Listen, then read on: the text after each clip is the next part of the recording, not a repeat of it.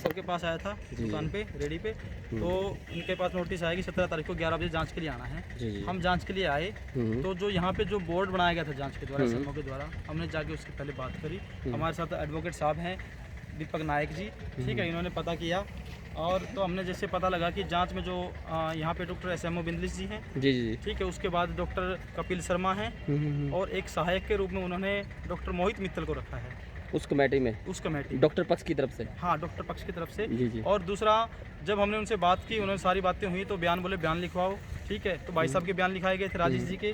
और उसके बाद जब बातें आती हैं कि हम कार्रवाई करेंगे, जी। तो जैसा कि हमें जब जांच के वो पता लगा ना बोर्ड में सदस्य कौन कौन है, तब हमने उसके खिलाफ बिल्कुल साफ मना कर दिया, भाई हम आपसे जांच नहीं करवाएंगे। क्यों? बोर्ड के सदस्यों से आपको क्या प्रॉब्लम? भाई हम उनसे जांच बिल्कुल भी नहीं करवाएंगे। क्यों?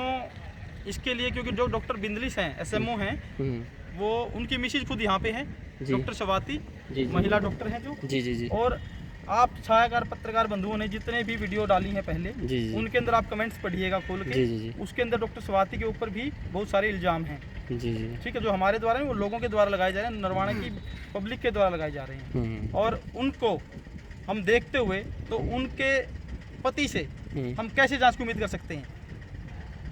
दूसरा, जो डॉक्टर दूसरे अधिकारी थे, उसमें कपिल शर्मा, डॉक्टर स्वाति बिंदलिश है, वो उस बोर्ड का सदस्य बनी? सदस्य नहीं है, उनके हस्बैंड उसके सदस्य हैं। अच्छा, ठीक है। तो वो उसके नाते जब उनकी पत्नी के ऊपर ही आरोप हैं, तो वो कैसे हमारी जांच हम मान सकते हैं कि हम कैसे विश्वास करें कि वो जांच का पूर्ण रूप से निष्पक्ष जांच करेंगे? जी। इसलिए हमने उनको मना कर दिया। दूसरा, डॉक्टर कपिल शर्मा जी, ठीक है, जो अपना एक निजी क्लिनिक नरवाना में चलाते हैं किसी और नाम से, जिसके हमारे पास बहुत सारे मैं खुद भी गया वहाँ पे, ठीक है, ट्रीटमेंट के लिए। वहाँ कपिल शर्मा के नाम से नहीं मिलता, पर वो चेकअप करते हैं, ठीक है। तो इसलिए हमने स्पष्ट बोल दिया, हमने लिखित में उनको बयान भी करवाए हैं, ये भाई हम इन अधिकारियों से जांच क्यों नहीं करवाना चाहते, क्योंकि इनमें ये कमियां हैं। पढ़ के बताएंगे। इन कमियों के कारण हम उनसे जांच नहीं करवाना चाहते, ठीक है। और इसलिए हमने उनसे कहा है कि हमारी जांच उच्च अधिकारियों से करवाई जाए। और हमारा हरियाणा सरकार, माननीय मुख्यमंत्री, माननीय कैबिनेट मंत्री, माननीय स्वास्थ्य मंत्री और हमारे माननीय कृष्ण बेदी मंत्री जी से अनुरोध है कि हमारे जो परिवार के साथ हुआ किसी के साथ ना हो, इसलिए इस भ्रष्ट तंत्र के खिलाफ हम खड़े हैं। इस भ्रष्ट तंत्र को ध्वस्त करने के लिए और इनका पर्दाफाश करने के लिए जितना हमारे से होगा हम लड़े रहेंगे और खड़े रहेंगे। तो ये है भाई साहब, ये आज की कार्रवाई हुई थी, आज ये बातें हुई थी। ये भाई साहब सभी के सभी वहाँ थे, हमारे वकील साहब थे, आप इनसे पूछ सकते हैं क्या रहा। जो राज्य बाल संरक्षण आयोग की सदस्य मीना शर्मा जी आई थी जी, क्या उनकी तरफ से कोई फ़ोन नहीं आया? उनकी तरफ से कोई बात करने का अभी तक कोई हमारे से किसी से बात नहीं, ना तो पेशेंट से बात हुई, मतलब कि जो पेशेंट के साथ अटेंडेंट का नंबर दिया था ना उनसे कोई बात हुई है, ना मेरा नंबर था उससे कोई बात हुई, भाई साहब का नंबर था ना उनसे कोई बात है। उनकी तरफ से कोई किसी से बात नहीं की गई, उनसे हमें कोई उम्मीद नहीं है, क्योंकि उनसे अभी तक कोई बात ही नहीं हुई, ना उन्होंने संभाला। वो पूछ रहे थे कि हम पता करेंगे कि पेशेंट कैसा है कैसा नहीं, आज तक उन्होंने कभी कोई फ़ोन करके ये नहीं पूछा कि पेशेंट कैसा है कैसा नहीं। अभी पेशेंट की बात की जाए तो पेशेंट जो हिसार रेफर था उसकी हालत कैसी है? अभी खतरे से बाहर है, हम ये कह सकते हैं, क्योंकि जब हमारा पुत्र वधू घर पे आ जाएगी छुट्टी मिलके, तब हम मानेंगे ना हमारा घर में आया है बच्चा बच के।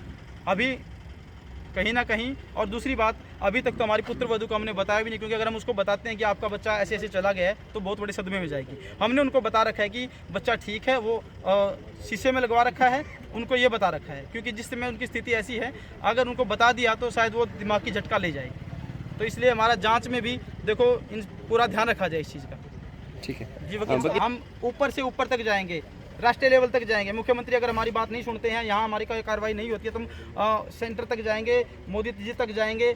और हमारी एक ही मांग है, जो ये डॉक्टर हैं इनके खिलाफ सख्त से सख्त कार्रवाई करके, कानूनी कार्रवाई करके ऐसे डॉक्टर का लाइसेंस ही रद्द किया जाए। क्योंकि अगर यहाँ से सस्पेंड हो गए, यहाँ से चले जाएंगे, तो बाहर कहीं ना कहीं और हॉस्पिटल कर लेंगे, 2-3 मंजिला करेंगे, उसमें सारी सुविधाएं देंगे। ऐसा होता है हमेशा से। सजा भी मिलनी चाहिए, इनको सजा मिलनी चाहिए और इस पीड़ित परिवार को न्याय मिलना चाहिए, क्योंकि हमारे बच्चा खोया है। क्या कोई डॉक्टर हमें दोबारा हमारा बच्चा लाके दे सकता है? वकील साहब यहाँ आ जाओ, बीच में कुछ कहेंगे इस मामले में, जिस तरह से ये टीम को विश्वास नहीं है जो परिवार पीड़ित पक्ष के द्वारा जताया जा रहा है? देखिए, ये मैं एडवोकेट दीपक नायक जी रतिया से हूँ। एक्चुअली ये मेरे रिलेटिव हैं जी, ये मेरे साले साहब, मैं इनका जीजा लगता हूँ जी। एक्चुअली क्या हुआ था, 11 फरवरी की बात है ये जी। पेशेंट प्रीति को यहाँ एडमिट किया गया था, उसके साथ नजायज ही धक्का किया इन्होंने और थप्पड़ मुक्के मारे हैं ड्यूरिंग प्रोसेस ऑफ डिलीवरी, मारपीट की है और एक तरफ तो कहते हैं भी डॉक्टर भगवान का रूप होते हैं, जी जी और दूसरी तरफ ऐसा ऐसा अत्याचार कर रहे हैं पेशेंट के साथ। जी जी उसकी बच्चेदानी पे भी कट लगाया गया, जिसकी वजह से ब्लीडिंग ज़्यादा होने के कारण उसको हम जींद रेफर किया इन्होंने, ठीक है। और इन्होंने पहले स्पष्टीकरण नहीं बताया, पहले तो हम पूछते रहे भी क्या बात है, हमें असली तो बात तो बताओ, आप रेफर होने की वजह क्या है। तो उन्होंने ऐसा कुछ स्पष्टीकरण नहीं दिया, गुमराह किए।